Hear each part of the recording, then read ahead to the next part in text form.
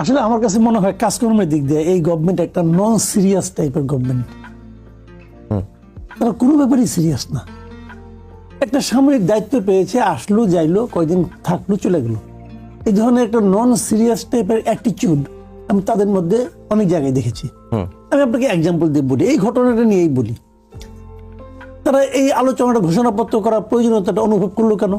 প্রথমত সরকার তো করছে এটা, উদ্যোগটা তো নিয়েছে সরকার। জুনায়েদ সাকিব ভাই তো উদ্যোগ নেয় নাই, সরকার উদ্যোগ নিয়েছে। উদ্যোগ নিয়ে তারা বলেছে যে আপনাদের সঙ্গে মিলেমিশে আমরা একটা জাতীয় ঐক্যের ভিত্তিতে একটা প্রোক্লেমেশন বলেন, ডিক্লারেশন বলেন, ঘোষণাপত্র বলেন, যেভাবে বলেন করব। আচ্ছা, এটা উদ্যোগটা কাদের? প্রথমত এটা দাবিটা ছিল কাদের? দুইটা সংগঠনের, সিম্পল দুইটা সংগঠনের। একটা হলো বৈষম্য বিরোধী ছাত্র আন্দোলন, এক হলো জাতীয় নাগরিক কমিটি। এরা চেয়েছিল এরকম একটা করতে হবে, এবং এটা করার কথা বলে তারা নিজেরাই এটা ঘোষণার একটা উদ্যোগ নিয়েছিল 31শে ডিসেম্বর। সেটা থামানোর জন্য এরা বললো যে না ঠিক আছে 30 তারিখে তৈরি ঘড়ি, প্রথম বললো এর সঙ্গে আমরা নাই, পরে দেখলো যে এটা গন্ডগোল হতে পারে, ঠিক আছে এটা থামাই কোনোভাবে। তো থামাই বলে আমরাই দিব। আমরা কিভাবে দিব তা বলছে যে ঐক্যমতের, জাতীয় ঐক্যমতের ভিত্তিতে আমরা একটা দিব। তার মানে কি? জাতীয় ঐক্যমত বলতে কি? পলিটিক্যাল পার্টিগুলো একত্র করবেন। আচ্ছা, ছাত্ররা পরের দিন তাদের প্রোগ্রামটা কর্মসূচিটা চেঞ্জ করলো, চেঞ্জ করে তারা আর ঘোষণা করলো না, তারা অন্য কিছু করলো, তাই না? ফাইন। তখন তারা কি ঘোষণা করলো? একটা আলটিমেটাম দিল, কবে? 15 জানুয়ারির মধ্যে করতে হবে। ঠিক আছে, এই যে আলটিমেটামটা দিল, এই আলটিমেটামটা কি সরকার সিরিয়াসলি নিয়েছিল? না, নেয় নাই। যে সিরিয়াসলি নিত তারা ওই দিন থেকে উদ্যোগ নিত। তারা উদ্যোগটা নিয়ে কবে? আলটিমেটামের পরের দিন। আলটিমেটাম পার করার পরের দিন সরকার বলতে চাইলো যে আমি তোমাদের কথা কোনো গুরুত্ব দেই না। এই ছাত্ররা নাগরিক কমিটি বোঝে কিনা আমি জানি না, তারা হয়তো বোঝে, হয়তো বোঝে না, হয়তো বেশি জ্ঞানী, বলতে পারবো না। কিন্তু সরকার স্পষ্টতই বলে দিল যে আমি তোমাদেরকে কথার কোনো গুরুত্ব দেই না। তোমরা যেদিন আলটিমেটাম দিয়েছো সেই দিন পর্যন্ত এটা নিয়ে আমি চিন্তাই করিনি, সেদিন পর্যন্ত এটা নিয়ে আমি ভাবিই নাই। তার পরের দিন আমি সবাইকে ডেকেছি, এবং সবাইকে যে ডেকেছে সে ডাকাটাও ডাকার মতো ডাকা না, সেটা হলো ছেলে খেলার মতো ডাকা, মানে হোয়াটসঅ্যাপে মেসেজ দিয়ে জানানো।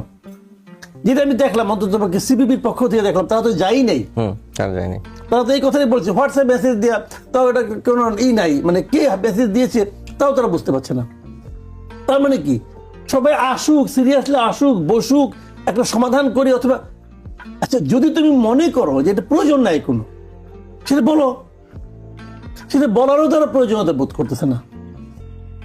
তাদের যে ড্রাফটটা উচিত ছিল কি সরকারের, যেদিন তারা বললো যে আমরা করবো, তাদের উচিত ছিল তাদের কাছে ড্রাফটটা চেয়ে নিয়ে ওই দিনই সবগুলি পলিটিক্যাল পার্টির কাছে পাঠিয়ে দেওয়া, যে আমরা এই ধরনের একটা ড্রাফট পেয়েছি এবং এই ড্রাফটটা যারা করেছে তারা একটা ঘোষণা দিতে চায়, তো আপনারা এই ড্রাফটটা নিয়ে চিন্তা ভাবনা করেন, করার পর আমাদেরকে জানান কি করা যায়, আসেন আমরা বসি। এটা বলা উচিত ছিল। তারা ভুলেই গেছে, করছি পোলাপন করুক, আবদার করছে করুক, ওদের তো কিছু দিয়ে থুয়ে রাখছি, ওগুলি খুশি তারা। এই যে অ্যাটিটিউডটা না, এই অ্যাটিটিউডটাকে আমি বলছি যে নন সিরিয়াস অ্যাটিটিউড। এটা অনেকের মধ্যে আছে, অনেকের স্বভাব যত এরকম থাকে, থাকুক, সমস্যা নেই, যার যার ব্যাপার। কিন্তু যখন এই ধরনের অ্যাটিটিউডের লোক রাষ্ট্র ক্ষমতায় বসে, তখন সেই রাষ্ট্রের একজন নাগরিক হিসাবে আমি কিন্তু খুব অসহায় বোধ করি। আমি মনে করি এই কাদের হাতে আমরা দায়িত্বটা দিলাম, তারা কোনো কিছু সিরিয়াসলি নেয় না। আপনি দেখবেন ডক্টর ইউনূস সাহেব একটা ইন্টারভিউ দিয়েছিলেন নুরুল কবির সাহেবকে। সেই ইন্টারভিউ দেখেন, ওনার অঙ্গভঙ্গি, কথাবার্তা টোটালি একটা নন সিরিয়াস টাইপের অ্যাটিটিউড। উনি বলছেন যে হ্যাঁ আমি করতেছি, আমি কখনো এখানে ছিলাম না, আমি তো এই জগতের লোক না, আসতে চাই নাই, নিয়ে আসলো, আসলাম, দেখি কি করা যায়। ভাই দেখি কি করা যায় জন্য তো আমি আপনাকে বসাবো না এখানে, অন্য সবাই বসাতে পারে। একজন নাগরিক হিসেবে আমার এতে প্রচন্ড আপত্তি। যে লোক বলে দেখি কি করা যায়, যে লোক বলে ভুল করতে করতে শিখবো, ভাই এই এক্সপেরিমেন্টের জায়গা ধরে না। এটা তো কারণ আপনার একটা ভুল পদক্ষেপের জন্য পুরো জাতি ক্ষতিগ্রস্ত হবে, পুরো জাতি এতে এর কুফল তাকে অনেকদিন ভোগ করতে হইতে পারে, হইতে পারে না। তারপর নন সিরিয়াস টাইপের কথাবার্তা বলেন কেন ভাই? এটা তো হয় না। এই একই জিনিস আমি দেখতে পাচ্ছি ওনাদের মধ্যে, যার যেটা কাজ না সে সেটা নিয়ে আলোচনা করে, যার যেটা করার দরকার সে সেটা করে না। চলছে এগুলি চলছে, আমরা দেখতেছি তো এগুলি চলছে। তো এটা ভেরি আনফর্চুনেট। কি বললো আজকে দেখেন, আজকে বিএনপির বক্তব্যটা কি? বিএনপি অনেক কিছু বলছে, আমি দুইটা বক্তব্য বলি। প্রথম বক্তব্য হলো 5 মাস পরে ঘোষণাপত্র কেন? এটা বেসিক পয়েন্ট। 5 মাস পরে ঘোষণাপত্র কি কারণে? এই প্রশ্নে কেউ কোনো জবাব দিছে? জবাব দেয় না। তাদের দ্বিতীয় প্রশ্ন হলো, যেটা নাকি সবচেয়ে বড় প্রশ্ন, সেটা হলো যে এমন কিছু করা যাবে না যাতে নাকি আন্দোলনে যারা অংশীজন ছিল, যারা আন্দোলন যারা করেছে, এই গণ অভ্যুত্থানের সঙ্গে যারা জড়িত ছিল, সেই দলগুলোর মধ্যে, সমস্ত শক্তির মধ্যে যেন কোনো ধরনের ফাটল না ধরে।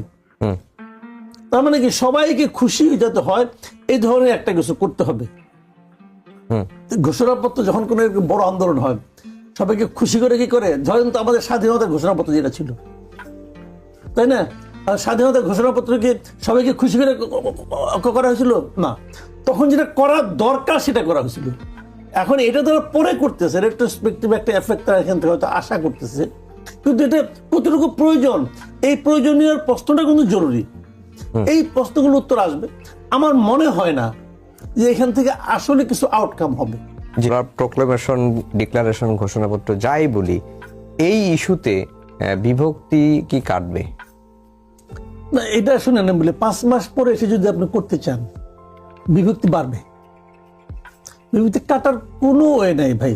5 মাস আগে একটা ঘটনা ছিল, ঘটনা যখন ঘটে তখন যদি আপনি মানে যা কিছু বলতেন সবাই রাজি হইতো, কিন্তু 5 মাস পরে যখন আসবেন, এর মধ্যে তো স্বার্থের দ্বন্দ্ব অনেক দূরত্ব চলে গেছে। সবাই এক একজন এক এক দিকে চলে গেছে, এক একজন এক এক কথা বলতেছে। যেমন আমি একটা উদাহরণ দিয়ে বলি, যারা এটা প্রথম দাবিটা করছে, এই গণতান্ত্রিক ছাত্র, মানে আপনার এই বৈষম্যবিরোধী ছাত্র আন্দোলন, ওদের হাবে ভাবে উচ্চারণে মনে হয় না যে ওরাই এককভাবে দাবিদার এই আন্দোলনের? কেউ মানবে? কোনো পলিটিক্যাল পার্টি মানবে এখন? তখন কিন্তু কেউ না করতো না, তখন কিন্তু ওই বাস্তবতা ছিল না যে ঠিক আছে। তখন কি বিএনপি কে বলছে, শেখ হাসিনা বলছে এই আন্দোলনের সঙ্গে বিএনপি আছে, বিএনপি কে নামি নাই, বলছে কি না? বলছে। কিন্তু জামাত কি বলছে, এর সঙ্গে জামাত শিবির আছে, জামাত শিবির কি বলছে, না আমরা নাই, বলছে তো ভাই। এখন যদি বলেন যে জামাত শিবির ছিল না এই আন্দোলনে, স্বীকার করবে না, কারণ একমাত্র বলতে পারেন আমরা গণতন্ত্র মঞ্চে 5ই জুলাই সমাবেশ করে বলেছি এই আন্দোলনের সাথে আমরা আছি, এই আন্দোলন আমাদের আন্দোলন, কারণ আমাদের ছাত্ররা, সন্তানরা এই আন্দোলন করছে। বাংলাদেশের যে কোনো ন্যায্য গণতান্ত্রিক আন্দোলন আমাদের আন্দোলন, আমরা আন্দোলন সমর্থন করে উস্কানি আরো বেশি করে দেবো। তাহলে এখন আপনি আমাকে বলেন, আমি জামাত বিএনপির কথা বললাম কারণ তারা তো বড় ভাগিদার, এটা কেউ তখন স্বীকার করছে, করে নাই। এখন বলেন, সবাই বলবে আমি ছিলাম, আমরা তো সম্পূর্ণ আমাদের নামটা প্রকাশ করি না, বাট আমরা ছিলাম। তাহলে এখন দেখেন, আমি আপনাকে এখন বলবো যে আমরা কৌশলের কারণে বলি নাই, এখন কিন্তু এটা হবে। শুনেন, একটা কথা আমি বলি আপনাকে, এটা মাথায় রেখেন। এই জিনিসটা হলো কি যে এই যে 5 মাস পরে হঠাৎ তারা কেন অনুভব করলো একটা প্রোক্লেমেশন দরকার? দেখেন, যারা করছে, ড্রাফট যারা করছে, তারা যে বোকা মানুষ তা না, তারা মেধাবী, কোনো সন্দেহ নেই। আমি ড্রাফটে যতটুকু দেখেছি, তাদের মাথায় কিন্তু একটা চিন্তা আছে কেন তারা চাচ্ছে। কারণটা আমি বলি, এটা পেছনে যে তাদের কারণটা, সেটা হলো গিয়ে, দেখেন এক সময় কিন্তু এই অবস্থা থাকবে না দেশের। এখন যেমনি কোথাও গেলে পর আমি সমন্বয়ক বললে যে সম্মানটা পায়, এক সময় হয়তো আমি সমন্বয়ক এটা তারা লুকাতে চাইবে। বাস্তবতা এরকম হতে পারে, দেশে অনেক কিছু হয়। এক সময় ছাত্রলীগ বললে ওসি সাহেব খারাই পড়তো, এখন ছাত্রলীগ বলে রিক্সাওয়ালা হাত নিয়ে আসে চর মারার জন্য। হয় না রে ভাই? এটা কি ছাত্রলীগ যারা করে, যারা কমিটিতে ঢুকার জন্য লাখ লাখ টাকা খরচ করে কমিটিতে ঢুকছে, তারা কি চিন্তা করছে যে এই ইনভেস্টমেন্ট আমার মাঠে মারা যাবে? চিন্তা করছে? করে নাই তো। সময়ের ফের ভাই বড় খারাপ জিনিস। এখন ওনারাও এই জিনিসটা চিন্তা করতেছেন যে আমি তো এই কাজটা করেছি বলে দাবি করছি, এর কি পরবর্তী সময়ে কোনো আইনগত ভিত্তি থাকবে না?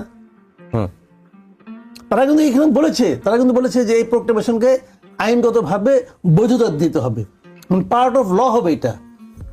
তো তারা আসলে একটা আইনগত ভিত্তি চাচ্ছে, একটা আইনগত বৈধতা চাচ্ছে। এই আন্দোলন যেটা হয়েছে এটা আইন মেনেই হয়েছে, যে জিনিসটা নাকি আমাদের স্বাধীনতা সংগ্রামের সময় হয়েছিল, মুক্তিযুদ্ধের সময় হয়েছিল। কাজে তাদের এই চাওয়াটা কিন্তু আমি অন্যায় বলি না, চাওয়াটা সঠিক। কিন্তু এখন তাদেরকে এটা কিন্তু খালি চাইলে হবে, এটা তাদের পাইতে হবে। কার কাছ থেকে পাইতে হবে? এই পলিটিক্যাল পার্টিগুলির কাছ থেকে পাইতে হবে। তো পলিটিক্যাল পার্টিগুলির কাছ থেকে পাওয়ার জন্য যে সম্পর্কের দরকার, সেই সম্পর্কটাকে তারা মেনটেন করে করে দু একজন এত দেখেন তাদের কথাবার্তা শুনেন, মানে তারা তো কাউরই মানে না। তুমি খারাপ, তুমি কি করছো জানি, তুমি কিছুই করনি, আমরা ফালাইছি, আমরা করছি, এই যে তারা বলে, ভাই এটা পাইতে হবে। পলিটিক্যাল বাংলাদেশে ভাই এখনো আমি বলি, এদেশের মানুষ এখনো কিন্তু পলিটিক্যাল, এই রিক্সাওয়ালা মতো পলিটিক্স বুঝে। আলাপ করে দেখেন, লেখাপড়া জানা পলিটিক্স আপনি আলাপ করে দেখেন, আপনি মানে 2 লাইন জ্ঞান দিয়ে দেবো, আপনি চিন্তা করতে পারেন না সে কি বলবে। তো তাকে আপনি পলিটিক্সের বাইরে নিয়ে যাবেন আর বলবেন যে আমি ছাত্র, আমি করছি, আপনি যে কি করতেছেন এটা তো পাবলিকের মুখোমুখি বলে, হয়তো ঘটনা সত্য কিনা মধ্যে আমি যাই না, কিন্তু পাবলিকের মধ্যে পারসেপশন কিন্তু চেঞ্জ হচ্ছে দ্রুত। এই পাবলিক পারসেপশন কিন্তু ভয়ঙ্কর, ভয়ঙ্কর পাবলিক পারসেপশন। এক সমন্বয়ক হাসনাত আব্দুল্লাহ কি বলছে, এই পাবলিক পারসেপশন পরিবর্তন হচ্ছে এই বৈষম্য বিরোধী ছাত্র আন্দোলন জাতীয় নাগরিক কমিটির ক্ষেত্রে নাকি সরকার? সবার ক্ষেত্রে, সরকারের ক্ষেত্রে তো আরো আগে। দেখেন আমি একটা কথা বলি, সাফল্যের কিন্তু কোনো যুক্তি লাগে না।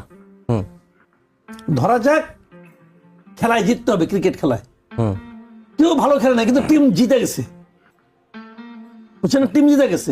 এখন আপনি কি বলবেন, আপনি টিম বলবেন তুমি এটা খারাপ করো, তুমি এটা কিন্তু আর আলোচনা হবে না, কিন্তু আলোচনা কি টিম জিতে গেছে, এদের সাফল্যের কোনো ব্যাখ্যা লাগে না। সাফল্য ইটসেলফ একটা এক্সপ্লেনেশন।